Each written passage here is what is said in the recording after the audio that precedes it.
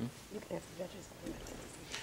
All right. I said at the beginning that I wanted to recognize the judges first to give a few comments that they might have, pointers, experiences, war stories, what have you, on networking and networking opportunities.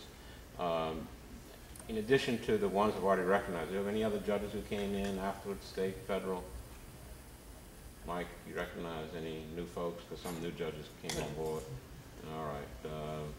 I see some professors here, Mitch Crusoe from Loyola. I see Bobby Hardy's over there to my right. Our good friend Valerie Knishes, who's next president of the AP Inner Court, AP Tour Inner Court? No. Justice Johnson. All right, and a few others. To the Martinet members, since we also have something with you a little bit later on with me, could you all stand and say who you are and the office that you're going to be inheriting, including former presidents and other officers who are here? I see Mr. Cantrell in the back as well. Mr. McKenna, I see Sherelle Sims, the outgoing president. Give us your name and your office in Martinet, either past or current, please. I'm Sherelle Sims. I'm the current outgoing president of Martinet. Lauren McKnight. I'm the current vice president, and I'm also being sworn into that position again. Jason Cantrell, past president of Martinet. Sharon Miles, outgoing recording secretary. I'm Warren McKenna. I am the current corresponding secretary and will be the president-elect. Oliver Smith III. I'm the current treasurer and will be at all that same position for the current year. I'm Jennifer Bechet. I'm the incoming recording secretary. I'm Calvin Johnson, former president of the Martinet Society. Kelly Lizzie, former president. Michael Spencer, president of the Martinet Foundation. Ivan Lamel, former board member, almost charter member, and former, what was I? That was something else with it. That was years ago. The other thing I wanted to emphasize too with everyone that's present, as Charles already said, you know, take the advantage of the opportunity to work off the shyness. I'm an only child, and I had to work off not only to some extent the shyness in growing up without siblings in a small town called Opelousas, Louisiana, but at the same time in meeting other people, you know, certain, I guess, selfish attitudes that I had in expecting more from others than perhaps I deserved was one of the things that I felt to be troublesome. So all you only child people out there, you know, I hear you, and I'm here to talk. But other than that, I'm going to recognize Judge, let's see who goes. Judge Duval goes first. He's senior to you and I, Carl. Right. I'll go Judge Barbier, Judge McNaris, Judge Johnson. Who else am I missing among judges? Judge Roby. Judge Roby.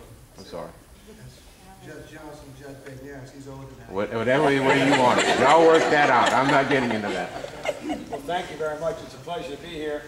Age, Judge Lamel has nicely said, age goes before beauty, so here I am. I first want to say that it's been a pleasure being a colleague of Judge Lamel.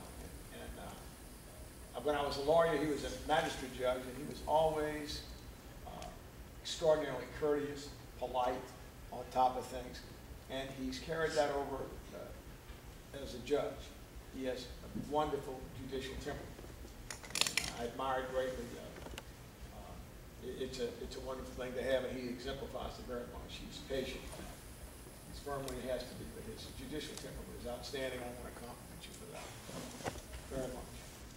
My networking is really important. I remember I'd been away from I grew up in a smaller town, Houma, Louisiana, but I didn't, you know, so obviously I had to go away to school. So when I came back, I was practicing law in Houma. It was my uncle's firm. My uncle was a former Marine. You know, but I walked in ready to just practice law. He said, he gave me a test, and it was about who are the last 5 families in by and large? Where is this place? Where is that place? And I didn't know. He said, you don't know anything about your parish. So I had to Phil answered his test going down to the end of everybody and meeting the last line, hi, I'm Stan Duval, and you know, and it was an interesting, and I thought he lost his mind when I asked him, why am I doing this? And he said, you know, you can be the smartest, greatest lawyer in the world, but when you come back, if you just sit in your office, nobody's going to come to see you. You have to become known, and you have to meet all kind of people. I had a really wonderful law practice because my clients were from all walks of life. Had a very eclectic practice. We did, you know, everything from soup to nuts. So you got to know a lot of people. It was a lot of fun. But to do that, I had to network. I had some advantages because the firm was there, but I had to do it. So I think it's a wonderful thing, and it's invigorating. You can get involved in so many different things. One, you can help your community. There's tons of civic clubs.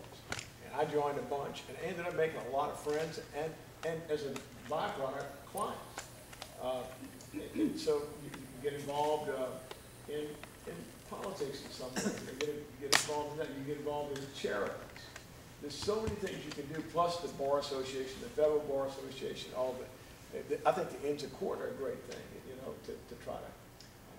Judge Barbier has been a big proponent of that, as Judge Linnell. So the Inns of Court, your various bar associations, and just to get around and to get to know people. To go to, if you get asked to judge a moot court thing in high school you don't want to do it. You're going to meet somebody, and I think the advice Charles gave was excellent. You know, you say your name and you remember theirs. And ultimately you will form your own coterie of friends who know you as a lawyer as well as a civic worker or politics or something like that. And it's, I want to say that this federal court building is a public building. And if you're ever around and want to visit or ask a question, we're more available than one might think. When I was a young lawyer, federal judges were like these very austere people. And whenever I came to federal court, I was always somewhat, had a little trepidation about it. But, and I think it's good to have meet the court things, do functions like that. You ever have a group that wants to, say,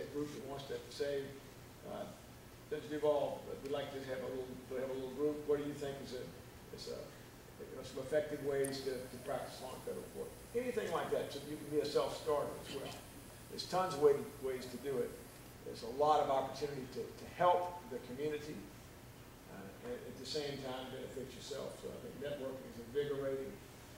It will improve you as a person, as a lawyer.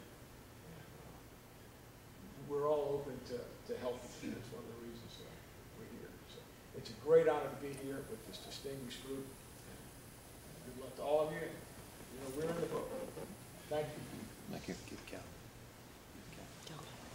Calvin, you've been nominated next, bro.